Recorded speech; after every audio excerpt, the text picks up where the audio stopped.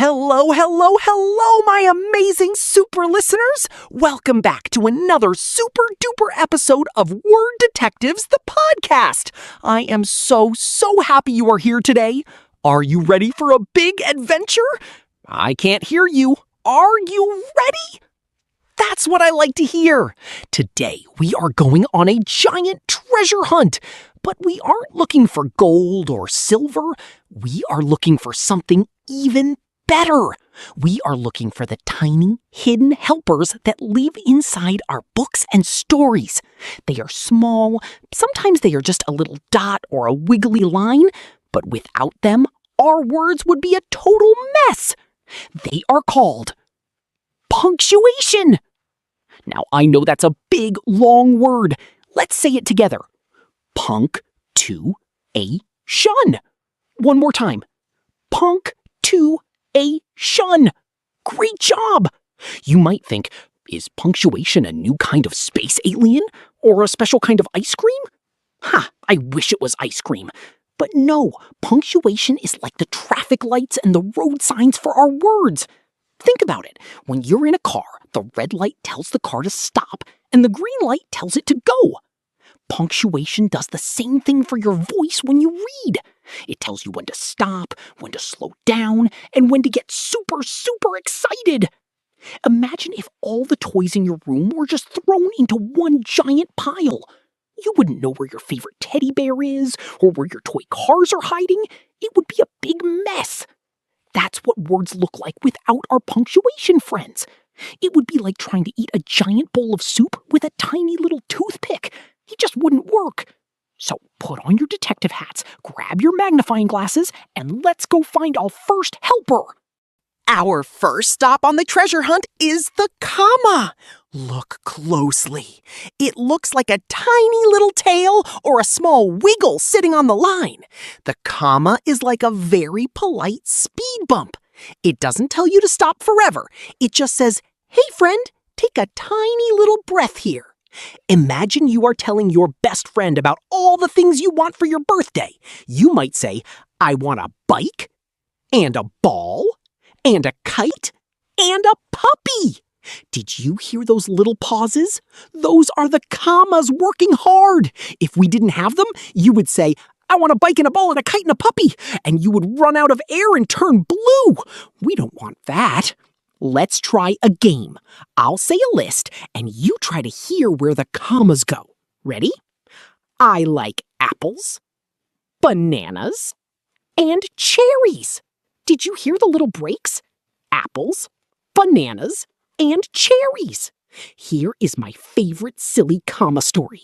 Imagine you are very hungry and you see your grandma. You want to tell her it's time to eat dinner. You should say, let's eat, Grandma. That means you and Grandma are going to have a yummy meal together. But if you forget that tiny little comma, you end up saying, let's eat, Grandma. Oh no, Grandma is not a snack. She is not a sandwich. We love Grandma. We don't eat her. See how one tiny little wiggle can save a whole grandma? Commas are heroes. Next, look up in the sky. It's a bird. It's a plane. No, it's the apostrophe. The apostrophe looks just like a comma, but it doesn't sit on the ground. It flies way up high above the letters. It's like a tiny floating comma. The apostrophe is a very busy helper. It has two special jobs. Its first job is to show us who owns what. It's like a little flag that says, this belongs to me. For example, if your dog has a bone, we say, that is the dog's bone. The apostrophe and the little s tell everyone that the bone belongs to the dog. If your friend Sam has a hat, we say, that is Sam's hat. It's a very helpful way to keep track of our stuff. But wait, the apostrophe has a secret superpower. It can shrink words. It's like a word-shrinking magician. Sometimes two words want to become one word to be faster, like the words do and not. They jump together, the apostrophe kicks out the letter O, and suddenly they become don't. Or I and am become I'm. The apostrophe takes the place of the letters that had to leave. It's like a little Band-Aid for where the letters used to be. It makes our talking and reading much faster and smoother. Isn't that cool? Now, detectives, look down at the end of the sentence. Do you see that tiny round dot? That is the period. It might be the smallest helper, but it is the boss of the sentence. The period is like a big, comfy bed. When a sentence is done talking and it's tired, it needs to lie down and rest. The period is the end of the road. It says, stop, the end, good night sentence. It tells everyone that this thought is finished and it's time to start a brand new one. If we didn't have periods, sentences would just keep running and running like a puppy that found a ball and never wants to stop, and they would go over the hills and through the woods and across the ocean, and your voice would get so tired and your brain would feel like a big bowl of spaghetti, and you would forget what you were even talking about in the first place. Whew, I'm out of breath just thinking about it. Periods help us take a big, deep breath. They give our brains a chance to understand what we just read before we move on to the next part of the story. So whenever you see that little dot, remember to take a nice, happy breath. Hold on to your hats, detectives, because here comes the most exciting helper of all, the exclamation mark. Look at it. It's a tall, straight line with a little dot at the bottom. It looks like a tiny person jumping up in the air because they are so happy. The exclamation mark is the party animal of the punctuation world. When you see one, it means the words are shouting, or they are super duper happy, or they are very, very surprised. Think about your favorite things.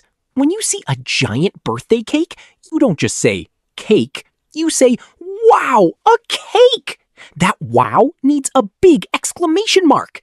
Or if you see a cute little kitten, you say, look at the kitty.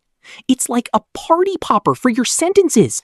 It adds a big burst of energy and feeling. Without it, everything would sound a little bit boring.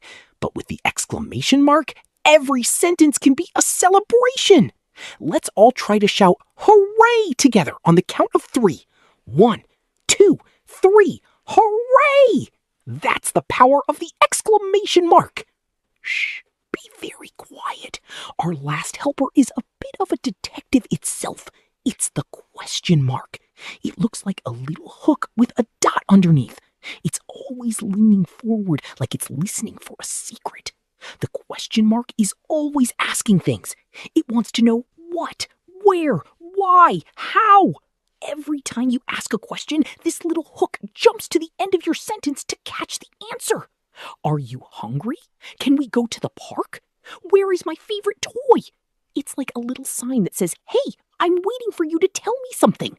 It helps us learn new things and talk to our friends.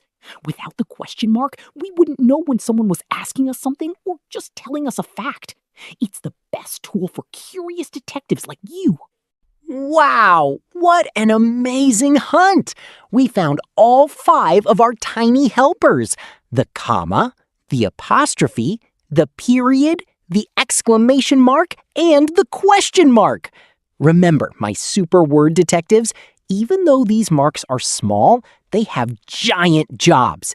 They make our stories easy to read, they save grandmas from being eaten, they shrink words like magic, they give us rest, they throw parties, and they ask great questions.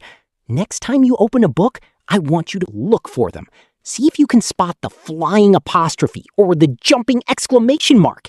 Use them in your own writing, and your stories will be the best stories in the whole wide world. You have all been such great detectives today. I am so proud of you. Keep practicing, keep reading, and keep being super. That's all for today's episode of Word Detectives, the podcast. I had so much fun with you. Join us next time for more adventures in the world of words. Until then, keep your eyes open for those tiny helpers. Bye-bye, detectives. Bye-bye.